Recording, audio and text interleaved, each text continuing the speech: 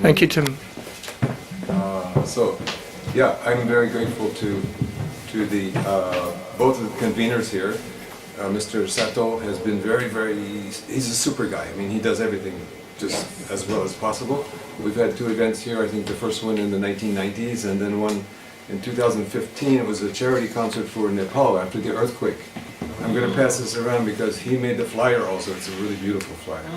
And it relates somewhat to some of the things that I'll be talking about also. UNESCO, Mr. Shinji Tajima, do you know him? He was he's my very good friend for a very long time. We worked together on many things.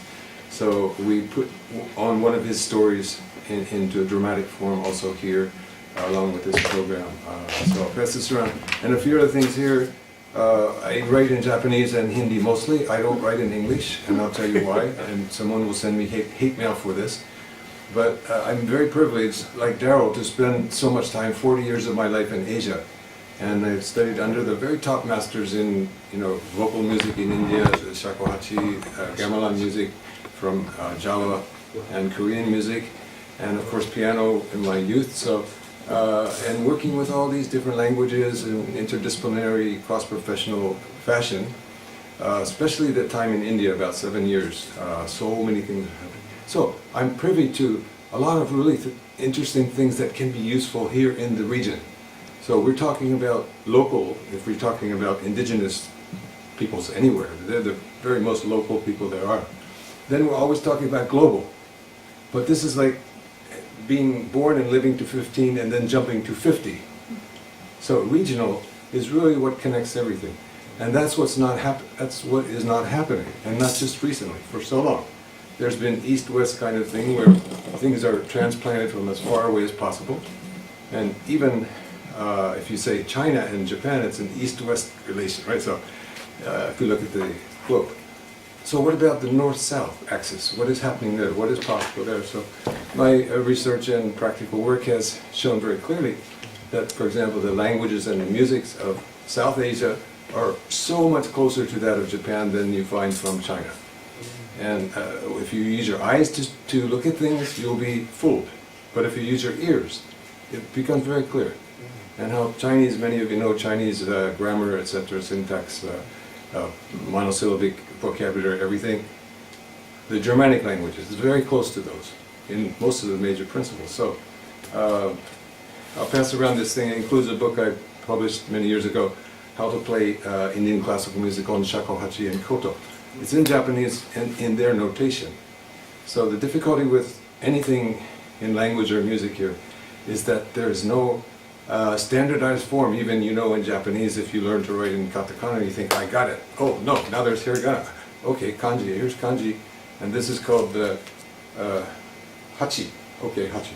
But sometimes it's called ya, and I mean other times when you see, so there's, the notation system is even more complex because you're using language to start with to posit the symbols of a string instrument and a wind instrument by looking too much with the eye at the instrument, making your notation based on that. You can't have a universal approach to sound. So where do we find the universal approach to sound? Most developed, that's in India and Western music. Western music is developed for harmony, which is this relation here.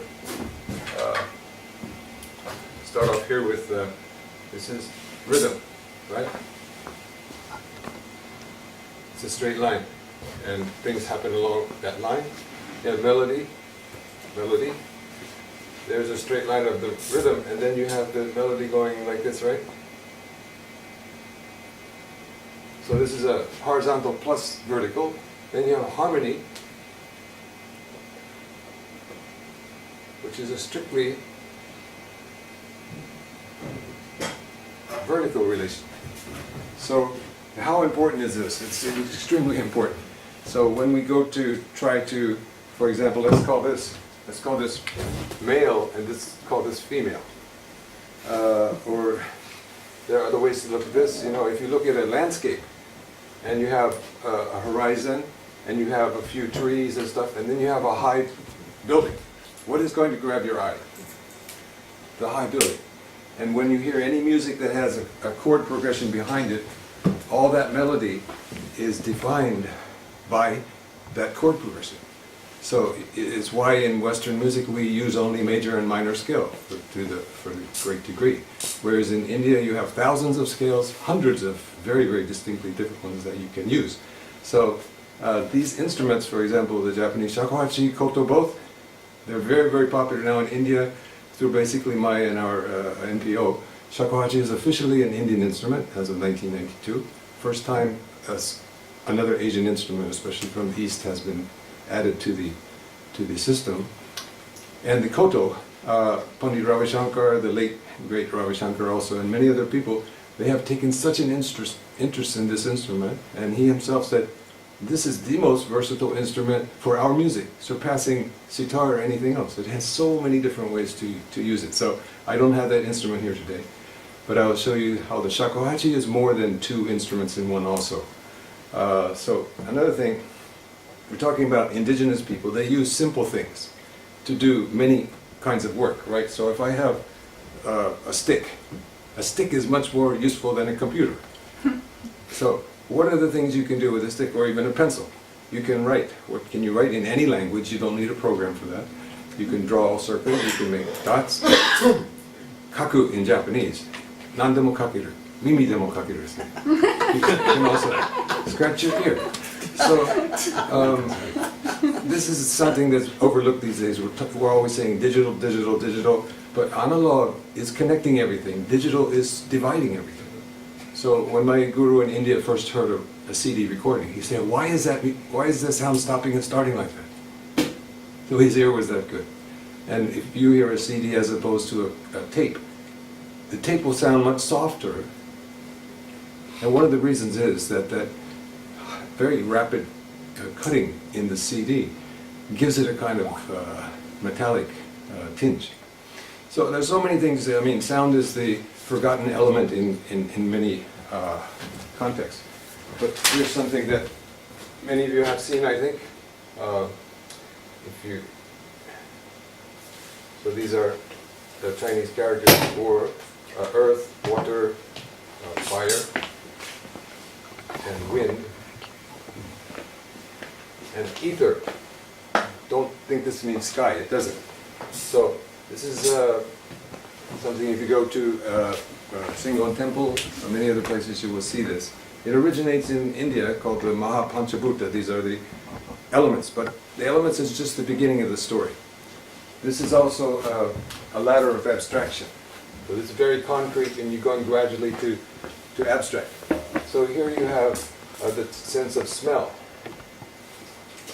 Here you have the sense of taste. Here the sense of sight. And here is the sense of touch. Here's the sense of sound, what's called, right? This is the absolute most abstract of these. I could explain why this is in this form. It's extremely profound. This diagram here, I use it in cross-professional workshops in like Singapore Management University, College of Engineering, Institutes of Technology in India, etc. And you can take any subject, any topic, any profession, and line up where you are, and put it on this scheme here. Anyway, because music is the most abstract of the arts. We have the arts of space, which are painting, in other words, two-dimensional visual thing, and sculpture, which is three-dimensional, and architecture, which is three-dimensional practical. Then you have the arts of time, which are music, and literature to the Greeks and to the Indians, as I said before. Their language is totally based in sound. Of course, they have a writing system, and it's very, very logical, and you don't have to memorize much at all to be able to use it. But the sound system is much more immense. Say, take for example in Japanese, a very eye-oriented culture where you have only 46 syllables, 50,000 characters. So your eye is very, very, very busy. And in India and also in English, the opposite. You have in English only 26 letters, you can say. But we're making upwards of 30,000 different syllables. And the same thing's happening in Indian languages. Now, why do Indian languages get by doing this with a syllabic system, and in Japanese also has a syllabic system, but it can't get beyond those 46, actually 112 at the most. So this is also a very important part of my research over the last 30 years or so. How variety is approached and how it's categorized, etc., in the visual plane and the oral plane. Now, we can't get off on that kind of thing. I mean, there's just not time for it. But if we go to classifying the kinds of music, we can say basically there are four. And this also will be useful. Go to another color here. This is folk and sacred, right? And classical and popular. And then there's the other, something else things that doesn't fit in there. So folk is this one. This is the zoku for folk, right? Sacred, you can say shukyo, right? Classical, koten.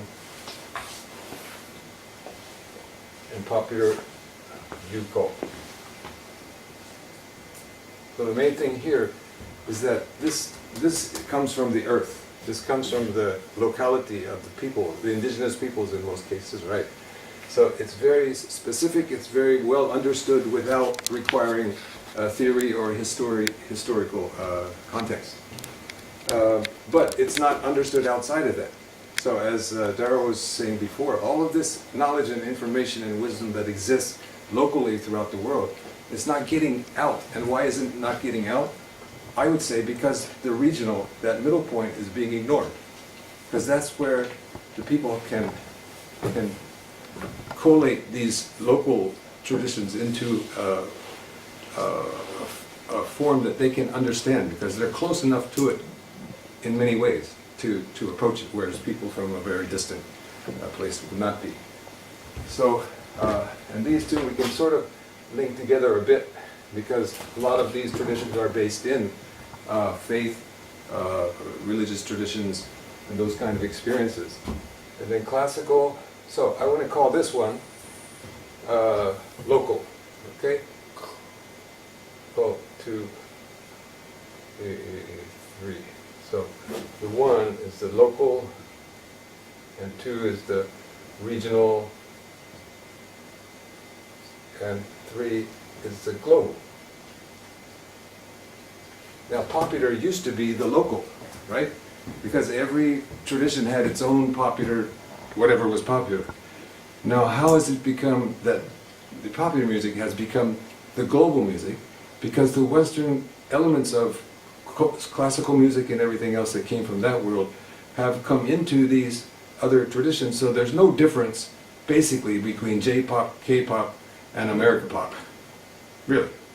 So, and even if you know the languages, you feel very uncomfortable listening to Japanese language, for example, sung in exact same context musically as it is in other cultures. So, language is specific. So one of the things we're working on is using haiku and tanka and short forms of expression in Japanese to sing music of other cultures, not including Western music much. And it's a very successful venture in the fact that, for example, in India, in India International Center, I've had maybe 6 or 7 programs there. We did one where I said, it's easier to sing Indian classical music in Japanese than in Hindi. And they laugh, right? Everybody in India expresses themselves. So. But at the end of the program, we had people on their feet applauding and saying, yeah, we understand. It's really true. So, but why is that true? And why is English extremely cumbersome in that context, and Chinese and German are impossible?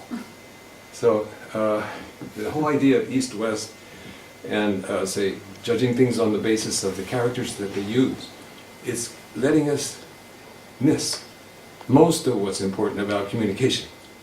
So, communication, one of those forms, of course, is music. And we have these different categories we can look at. And talking about this, the globalization of the local, for example, if something just came up, I saw on a news report, Mongolian reindeer population is dropping very rapidly. Now this is because of climate change, mostly. And so they're thinking, what can they do? Well, they can introduce interbreeding to try to have other kinds of reindeer, bring them into the area and what sort of thing. So think about what happened on these islands where they brought the goats to clear away the brush, and they ended up completely ripping up all the vegetation. Or you bring cats to keep down the rat population, and they decimate the rabbit population. So when you're doing this with animals, very obvious. When you're doing it with traditions like music that are invisible, the instrument is not music. It's just like the pen for writing some expression, right? So, we're going to play collaboration with the shakuhachi and the piano. All right, a very easy thing to do, even though they're really made for something different, because there's no parameters for success. No, it's interesting, right? So good enough. But does it allow for the next generation of the tradition to grow without being threatened by its loss of its own identity, right? So this is why our Indo-Japanese Music Exchange Association has focused so much on India and Japan, because they are ideal partners that can't be seen as such, but they can be heard as such. And so, as I said, this instrument now officially an Indian instrument. The U.S. or the Indian government had to petition them to use this for a 5-year program in the music college there. Then the koto is just, it's too much. It's really the most versatile string instrument in the history of mankind. Not as it's used in any one specific culture, for example, China or Korea or Vietnam or Japan. Putting all those together, still it's just a small percentage of what that instrument is really made to do. And those things come into view if you can see and hear the relations of sound and use not just addition and multiplication to expand. Learn how to subtract and then work, which Indian mathematics says very well. Like if you're counting from 19 to 20, you say 19 is like 20 minus 1, the word for 20 minus 1, right? And if my Indian friends, when they're calculating, they're constantly taking stuff off, caching it someplace and bring it back in. And in music, we're doing that also. So from 72 7-tone scales, we can make 32,848 different scales by subtracting and adding and doing things right. So anyway, there's too much to cover in that respect. If we're talking about the senses, if you go to people around the world, as I said, the Japanese have very, very acute visual sense. And communication occurs much more as nonverbal communication here than any place I've been. Proximity, bowing, what you wear, how you stand, everything, people are observing this very quietly. So then where does perfume of the world come from? France. Yes, the language that uses the nose more than any other language on earth. And if you look at, again, Indian, where sound absolutely rules. I can tell you the strangest story, I hope this doesn't get back to my government or another one. But I was in India, one of my programs at the Indian International Center, and someone read about this beforehand in the newspaper. This was he has the second highest civilian award from the government. He was a student of Dr. Abdul Kalam, who was the most popular politician of the second half of the 20th century. Mr. Joe Takahashi, if he's here, he would be able. This person attended one of the conferences that Joe and other people organized in India. But anyway, his student became, and they both come out of the nuclear power and also armaments kind of research. So here was the Brahmos Aerospace, Brahma and Moscow. In other words, the Russia missile development program. So a colonel from the army calls me up and says, our chief saw this thing in the paper. He wants you to come perform in our conference in 2 days. Oh, really? He hadn't seen my website. No one knows anything about me, but this, because it's music, this looks interesting. So they signed me up, and they asked me how much I wanted. I quoted some exorbitant fee that I never would have asked anybody, and he said, I'll call you back in 2 minutes. He did. Okay. This is a super secret facility. No telephones, no internet. So here's an American, right? And the Cold War is just finished. India was aligned with Russia and Pakistan with America for convenience, not because either really preferred the other, right? So they gave me a huge apartment down in the first floor. And I'm eating with the Russian generals and stuff. They won't talk to me, of course. But this kind of thing where sound, and because as a musician, I get the highest respect because only musicians and priests, you can say, people who are involved in faith, they're the only professions that really have universal appreciation, you might say. Because they both are involved in sound. As I said, the priests and everyone who is involved in the singing and the chanting, and that's everything. So, and of course the script of Indian languages represents only sound. It has no meaning by itself, like the ABCs in a sense. So, again, you can see there are so many topics here we could go into, but I have to play for you something on the shakuhachi. So if you look at flutes, Native American flutes also, that's the prime instrument of pretty much all the tribal people in early America, in what is now America. They're beak flutes, or block flutes, as we say. Anyway, I'll just pass this around. If you get tired of hearing my spiel, Thank you very much. yeah. So, and I feel very inadequate to represent any of these things, right? I've spent my life 3 pieces from USA and Japan and India. I've been in Japan for 30 years, but about 11 to 12 years altogether in the rest of Asia. And so in Japan, as I said, the eye is so much out in front that people always see me as a Westerner. And then what am I doing in between India and Japan? So in India, they listen and say, "Hamari Sangeet Heiko." They say, "That's our music." And then they look and see it's a different instrument. And then they notice it's a different kind of person. But that's all secondary. So I'm very fortunate to be a musician in India, and I can say it's a rather tough run in Japan. Just because of that. It's nothing personal. This is a cultural kind of thing. So any of you who are working in language instruction or whatever, you will understand that's the problem with the Japanese. And we have an easy solution, a very easy solution, with introducing one diacritical sign to clear up 70% of the pronunciation problems. But people are not ready to consider it because it's not coming from English or German or Chinese. Anyway. So this is not a beak flute. This is a free-blown flute with a sharp edge on it. It has only 4 holes on the front and 1 on the back. So, like my students had a new course opening up in 2 different universities. The ones in the International Center at Keio University, I usually have 12 to 15 different nationalities. Very exciting stuff we do. This other place I'm teaching, it's first-year students.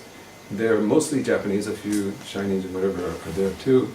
But I asked them, I brought this in and I want to demonstrate to them that about classifying anything, you have to have a logical classification system. So in Western music you probably learned string instrument, wind instrument, percussion instrument. That's useless as a classification because they all are different categories. So what is this? It's a wind instrument, right? So I blow from here, or I can, very same principle, I'm pushing the air from here, opening the holes. So this is both percussion and a wind. So we have to have one place it fits and then go to the lower classifications. For example, this is this would be a direct percussive wind instrument. So in other words, I'm directly pushing the air with my hand rather than using a machine or something. So anyway, these systems also, sorry about it, but they came from India originally, of classifying the instrument first on how the sound is produced, then go down to where the sound is produced and how it's produced, and then what is used to do that, etc., etc. So a very logical system, like the Dewey Decimal System, which also came out of Indian mathematics, which is very important in library science and many other things. But the reason that they fit together so well and to the music system is because quantitatively looking at music, it's a very difficult thing to do. But they have managed that because they concentrated on sound in the 2nd century BC, 1st century BC especially. Anyway, so here we have to, I'll be using his iPad iTablet Pro application, which is very, very nice if you're interested in having a machine accompaniment for Indian music. So I'll be using this at some point here. First thing is to give it an example of folk and sacred. So this instrument can play this kind of style.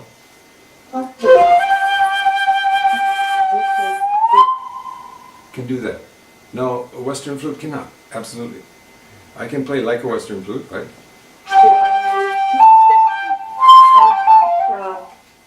No problem. So this is the simplest instrument, like I said earlier with the stick.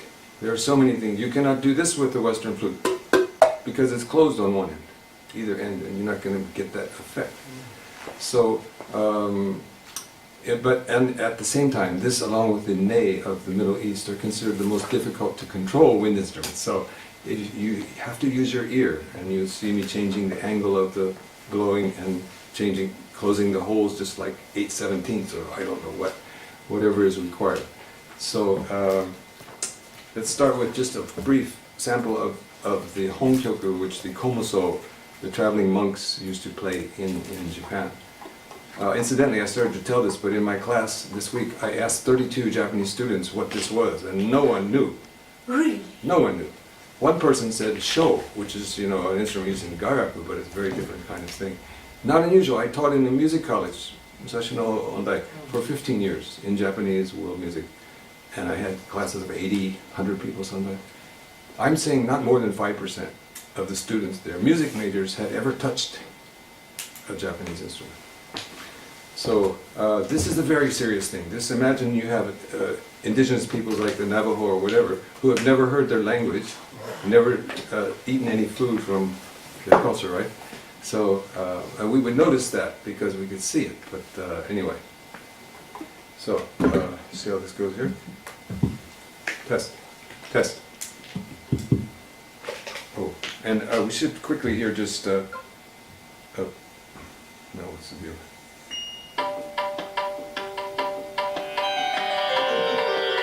Just a sound check together. So this one's on too, I think, right?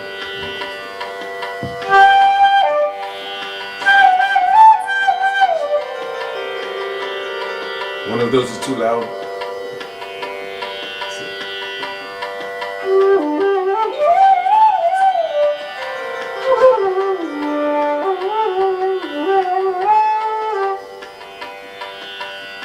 Too much? I can't tell. Good. Okay, guys. Thank you, thank you.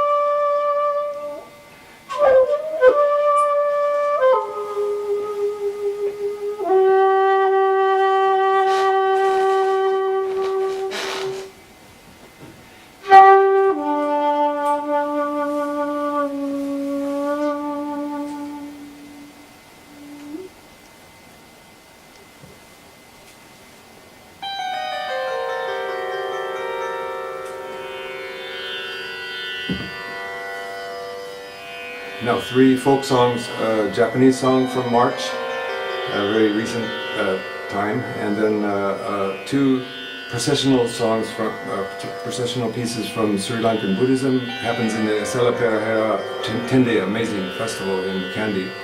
And one is called Gajjaga Vanam, which is the gate of the elephant. There's elephants in procession. The other is Hanuma Vanam, which is the gate of the monkey, as the monkey walks, right? So this comes from, of course, the indigenous people observing these animals from time immemorial, and then to codify these things into sacred context. Then after that, a very famous, well-known South American folk song you all know. I won't bother to tell you which it is. But they all happen to have the same scalar makeup in the background, and they all fit into 8 rhythm. So I'll use 2 different Indian 8-beat rhythms here in the background. All improvised except the main sort of lines that you recognize.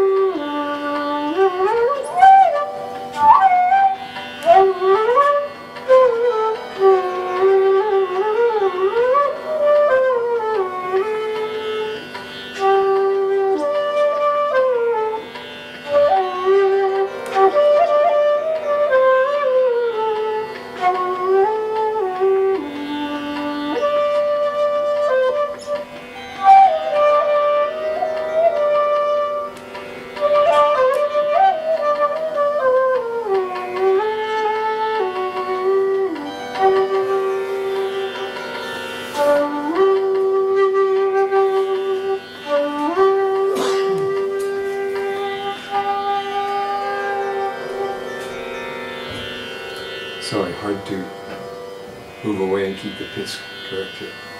So I normally sit on the floor, which is much more stable. It's the first time in a long time, a couple of years probably, that I tried to do this standing. Two reasons that seating is more stable, especially if you sit cross-legged with your bum raised about this high, so that you keep your knees below your hips for breathing purposes.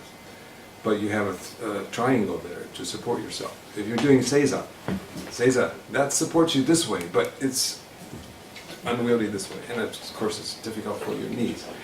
So I learned a lot of things in India through different kinds of yoga, and one of the highest yogas there are many yogas. In other words, the word yoga means this.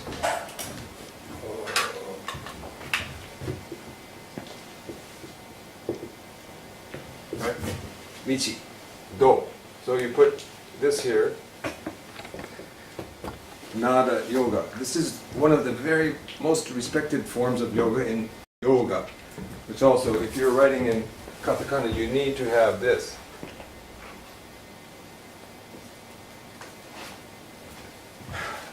You know, the long and short vowel idea, it didn't begin in Japan. It comes from down there. And I'm really kind of concerned that people are not hearing this in Japan when they're writing the names of countries, right? If you take Iran, no, it's Iran, right? There's a long vowel there. So this is related to beats. So Iran in Japanese is 3, but Iran would be 4.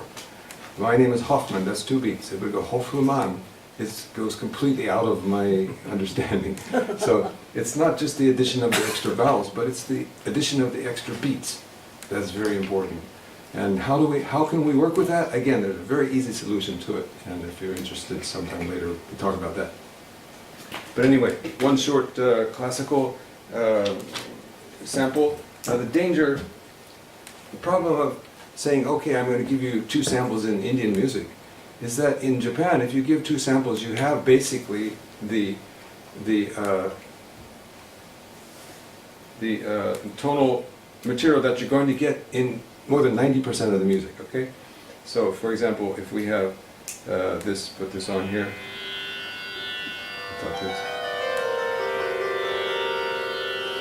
just this in the background, so from the same G I'm playing here, but if I play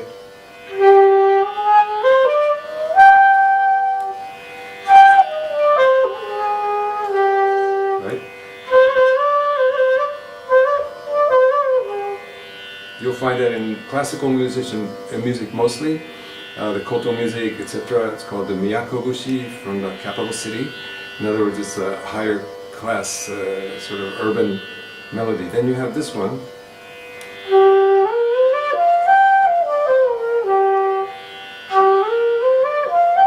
This is called an anahematonic pentatonic. Ana comes from Sanskrit. It's the negation prefix. That means not. So not anahema. So in other words, then hema is anyway. So then penta of course means 5, and tonic means 5. So they're both 5-tone scales, but they have a totally different ethos. Now when you go to Indian music, you have, again, as I said, hundreds and hundreds of different scales, all with a different ethos. So we can't, if you hear 2 or 3 or 4 or 5 concerts of Indian music, you haven't heard a small portion of the melodic and rhythmic material that they're using. If you hear 1 concert of Japanese music, you're going to have most of it. So Japanese music, again, is not as much an oral experience as it is a totality of this is Japanese kind of thing, right? So the costumes, the postures, the instruments, those things, and of course the stage kind of work in kabuki, etc. Many interesting and very important innovations there. But musically, China and Japan both have been unaware of all the things that they can do. And I noticed this back in 1970s when I was a student at ICU here, and I was already studying music and language cultures there. But and how that relates to other things.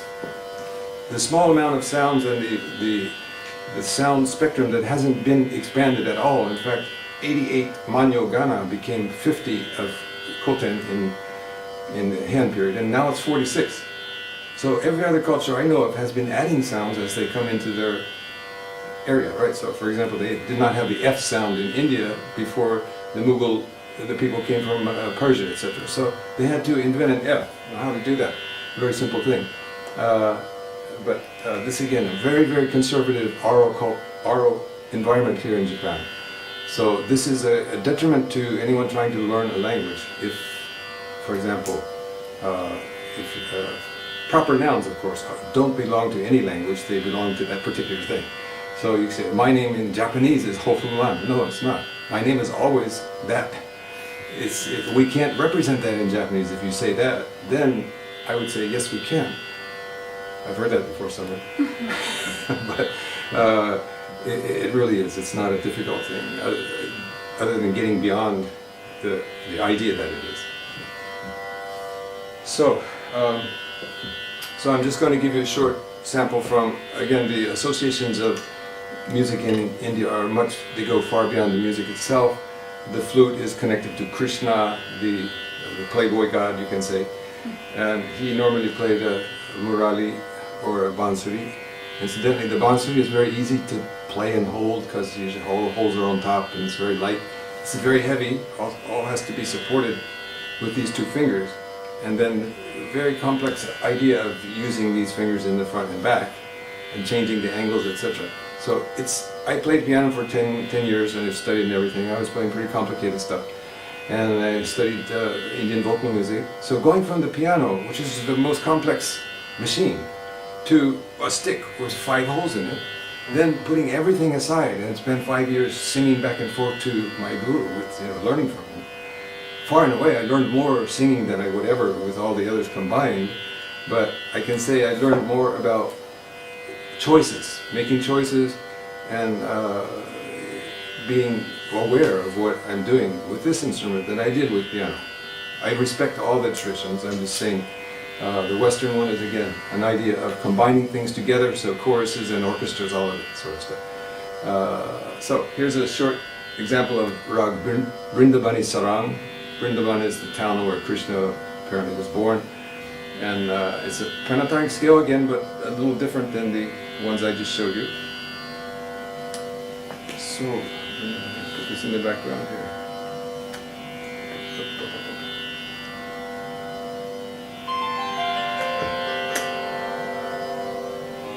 Oops, sorry. I'm raising this 4/100ths of a pitch to make it fit the length of my flute here better. So this is the ascending and descending. There's only one place that's different.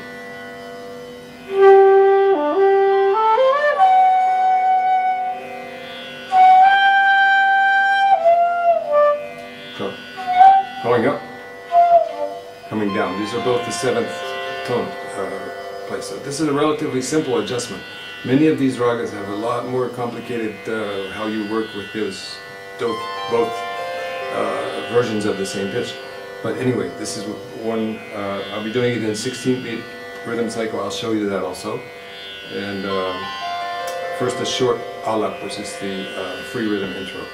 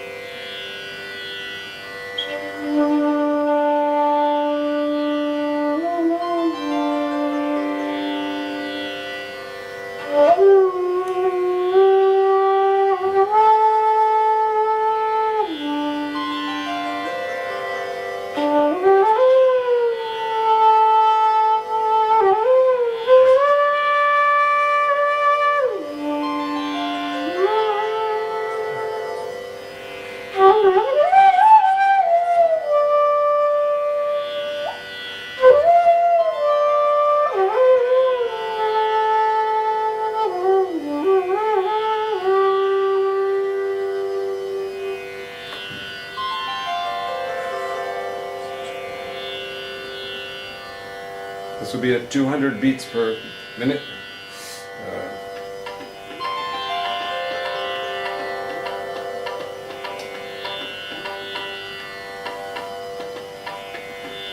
One, two, three, four, 5, 6, 7, 8, 9, 10, 11. You can keep this, right? 1, 2, 3, 4, 5, 6, 7, 8, 9, that's to show us where we are, right? Otherwise it's just 4. 9, 10, 11, 12, 13, 14, 15, 16. This is one of the more simple sort of square 4 plus 4 plus 4. A lot of them are like 5 plus 2 plus 3 plus something or other.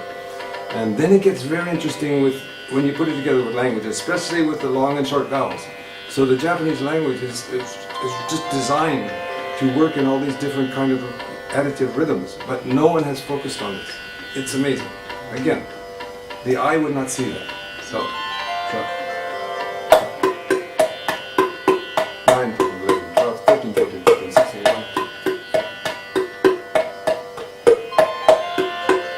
And this particular piece will begin on the 7th beat of that. 1, 2, 3, 5, 6, 7.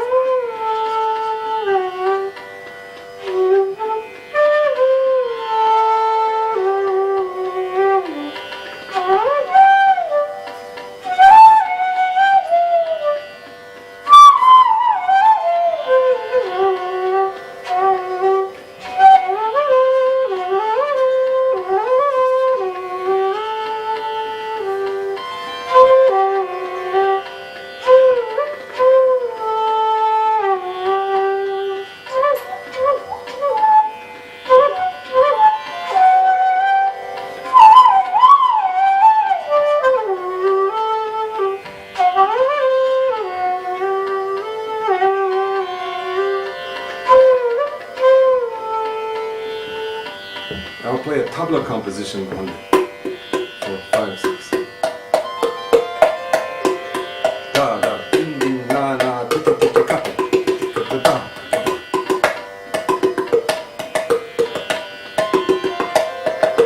1, 2, 3, 4, 5, 6.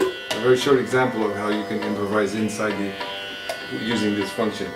So I'm going to take it up here a little bit for the closure on this thing. 1, 2, 4, 9, 10, 11, 12.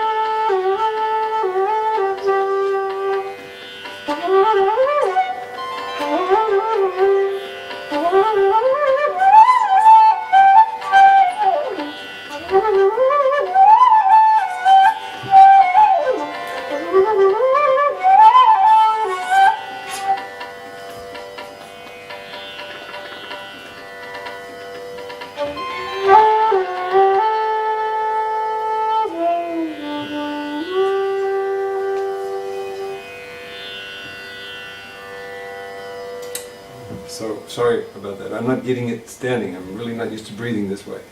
But once I sit down, we never get to lunch, you know. So really, there's a totally different. Again, when you're in Western music, you're standing this way, leaning forward, standing on your toes, and belting out as loud as you can. So, and why is everyone doing this Beethoven, you know, thing every year in Japan? I know so many friends who are doing that, the same one every year. And one thing is German is as far from Japanese as anything can be. Of course, maybe that's also an attraction. But to have the placidity of sitting on the ground stably and using just this background drone, right? Oh, I would rather sing than anything, and it's not what I'm doing today.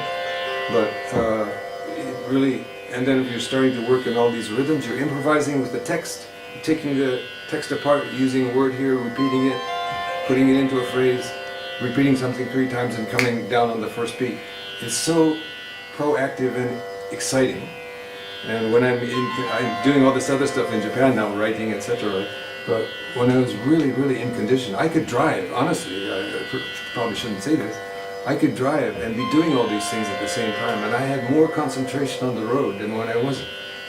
So at this point now, where I'm not practicing so much these days, I can't quite get there, but still, it's really the most enjoyable time that one can spend on their own if they have just that drone behind themselves, discovering stuff.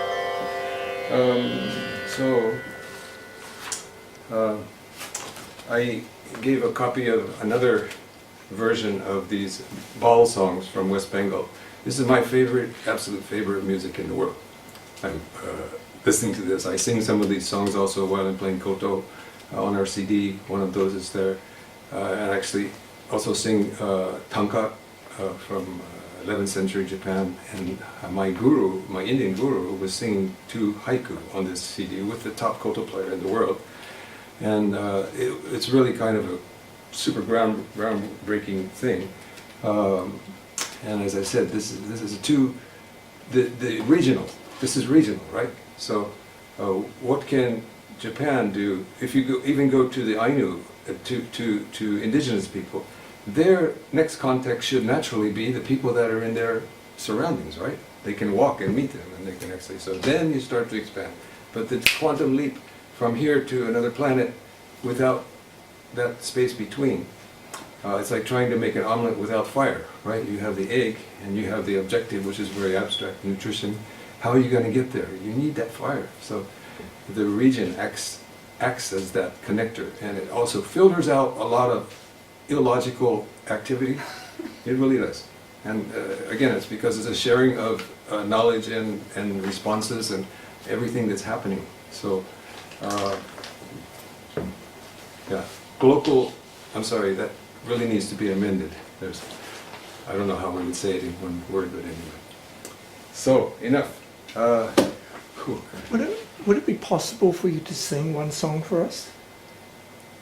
So, the same thing is here, right? I haven't played piano more than 3 times in the last year, but if you tell me play piano, I would open it up and I'd start to jazz away here, and people say, wow, wow.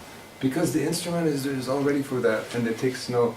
So the thing about meditation, likewise, you know, you say, okay, I'm going to sit down and meditate. So 1, 2, 3. That doesn't work that way. So I could only give a poor impression, like I did with the flute here, of what really is possible. So you need to hear our website, hear some samples on that. If you're interested in our CD, that's also an option. Let's see here. Oh, okay, we'll do something that... Okay, the 7. So we want you to experience 7, which is a very important number, and you're not going to hear it unless you go to Central Asia or Eastern Europe or, of course, India. They have every number there.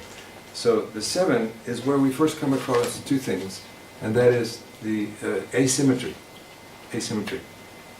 Short diversion here. I was privileged to do a program at Princeton University in 2005, and my tabla accompanist was the Fields medalist.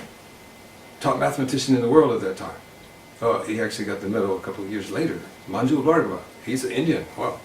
And he was born in Canada, raised in USA. His grandmother lives in Philadelphia, his mother in New York. I asked him why he's at Princeton. Oh, I'm right between the two. He could be anywhere in the world. But he sees and hears and feels symmetries and asymmetries just like nobody's business. And he, in his mathematics classes, he teaches using poetry and music almost, probably 60–70% of the time. So this is where, believe me, believe me, I heard that too. I'm not using the same phrase. It doesn't. Anyway, where does the Indian acumen for mathematics, which is an abstraction, you're taking something and putting it aside and giving it a number. When the number gets too big, you give it an X, and there you have algebra, which they are also responsible for.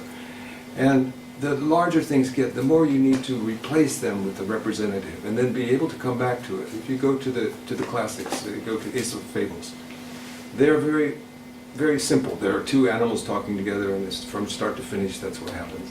You go to the Panchatantra, which are ancient stories of this kind from India, and you'll find it starts off with, a crow and a snake, and then here comes a turtle, and then it just moves through all these different things. And I've used these things on some of my Japanese children who I was teaching music with, and they keep saying, "What happened to the turtle?"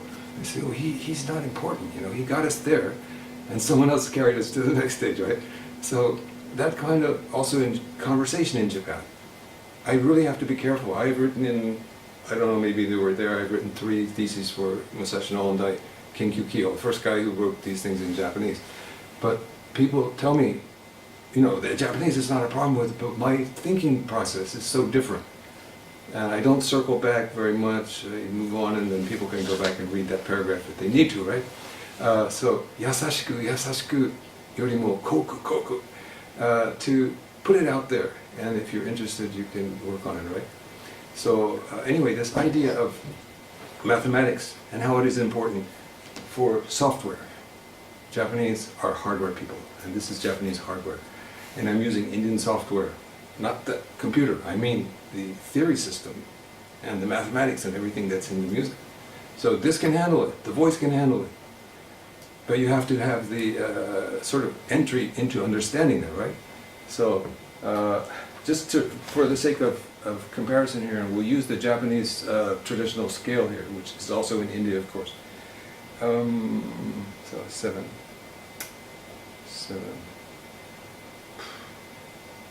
Buck.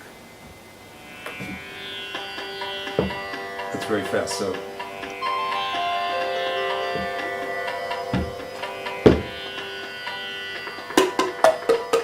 One, 2, 3, 4, 5, 6, 7. 1, 2, 3, 4, 5, 6, 7. And I'll demonstrate on this on the most profound instrument I have come across. It was made by a boy in the jungle of Sri Lanka. I lived in a village with no electricity or running water for 8 months. And actually an Indian scholar who was the head of the National Institute of Design at one time, he did his PhD on following children, going to children all over the subcontinent and seeing how they make their own toys.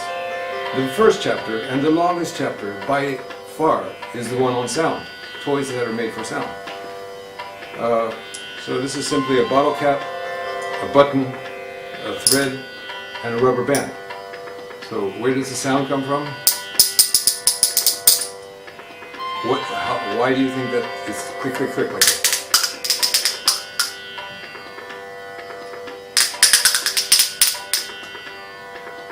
There are little knots tied here, and it just catches on your thumbnail. So we can demonstrate language. A, I, U, A, O. Why is E higher than A and O lower than anything? A, I, U, A, O. By the shape, the size of the mouth, right? Very profound little instrument here, and you can play here. This is in 7. 1, 2, 3. 1, 2, 1, 2, 1, 2, 3. 1, 2, 1, 2, 1, 2, 3. 1, 2, 1, 2. So whatever you want to do, you can also do it with this kind of thing. But we're going to do this 1, 2, 3. You have to try this. So 1, 2, 3. 1, 2, 3. 4, 5, 6, 7. So it's 1, 2, 3. 1, 2, 1, 2. 1, 2, 3, 1, 2. 1, 2, 3, then 2, 1, 2, 1, 2, 3, 1, 2, 1. Yeah, get it. 1, 2, 3, 1, 2, 1, 2.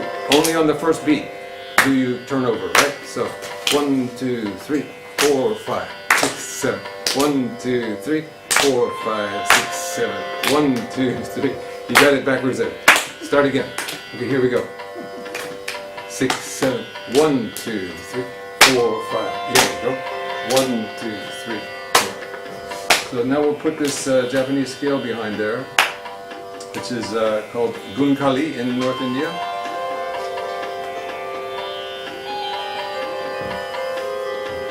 Which is also called the Yin scale. So Yin-yo, Yin-yang, it's a kind of this kind, right? Oh, we need to raise the pitch here because it's too low for us to sing. So we'll do this from A flat. So first the scale is this. Sa, re, ma, pa, da, sa, sa, da, ba, ma, re, sa. Could you take from this side, please? Sorry. So once again, everybody. Sa, re, sa. Okay, try this. Sa, re, ma, re, sa. Sa, re, ma, pa, ma, re, sa.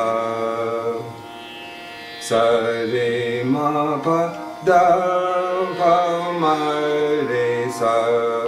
So, sakura, sakura, yayoi no sora wa. It's the same scale, right? So, but this is a song about Shiva, and it's in 7 beats, I think. And it starts off with the damaru is like the denden daiko, right? So this is also very extremely interesting with the sound thing again. Da is the 6th scale of the 6th step of the scale, right? Sa re ga ma pa da ni sa, for example. Sa ni da ba ma ga re sa, sa re ma pa da dam dam ru, which is da ma re by the pitch names. So, in other words, to use the pitch names also to actually make a poem, this is extremely difficult, but it's wild. Anyway, it begins with this. For example, if you have do, re, mi, and you want to say do, re, like who, right? Do, re, mi, do, re, mama, papa, Dani. Oh, Dani. In Japanese it'd be very easy because you have so few sounds and the homonyms are many, right? So, a great game to play, to learn music, and anyway, here we go. You pity my students in my systematics class at Yale University. We're not doing all this kind of thing, but anyway. Here we go. 2, 3. We can actually put manjira. 1, 2, 3. Damaru hara karabaje, damaru, damaru hara karabaje, damaru, damaru hara kara tishura hara karabasma bhushana baramala gale bilaje param hara. So I did double speed starting at the 3.5 beat portion. It was 7. In double speed it takes only 3.5 beats, right? So these kind of things, playing with numbers and playing with language and playing music and rhythm and stuff, it's so involving. It's the multitasking that gives, sorry to say, Indian people the edge when they step outside of their own culture. That they're not as uncomfortable as most other people because they're accustomed to, not just in music, but improvising out in the streets and whatever. So, 2. Gamaru hara kara sada. Sorry. Dasada. Dasada pa. Dasada. Okay, forget it. So anyway, you get the idea that, again, this is really not the kind of music to play with. You can play, and you can also enjoy, but it's not to be handled lightly, like I can say so. This was a sacred song actually from Benares, where my guru is from. And there's the text is longer, all that kind of thing. But, so that 7-beat rhythm cycle could be used with any scale. Any scale could be used with any rhythm. Any kind of poetry can put into here. You can even do nonsense kind of things, like very briefly here, because we haven't had a really unusual scale here. One of the things that you only find in India. You want to hear this just a little bit. Sa. Let's see here where we are. You gotta have it. This is the ground. Sa. Re ga ma pa da ni sa ni da ba ma ga re sa. Half note, minor third, major second, half tone, half ten, minor third. So it's a combination that we don't find in Western music. It can't be harmonized. So anyway, just to show how to use nonsense syllables that come from the stroke names of the drum and the steps of the dance and everything. So this would be in the 16-beat thing. I usually play this on the koto while I'm singing it. It's very exciting.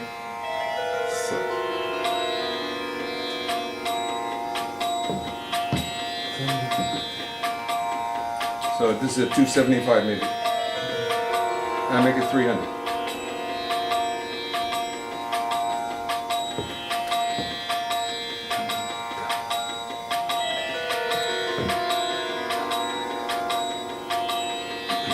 Ta de de na tar ding ta de de na tar ding ta de de na ta de de na ding ta de de na tar ding ta. So sa re. It starts off with da da da da da.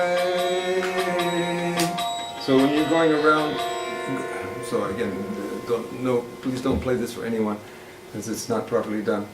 But when the two strong points in every music of the world are the first and the fifth, right? If you just have this sa pa sa 1-5. Pythagoras and everybody in the world, the Chinese, everyone discovered that early on. So in this raga you have ni re sa.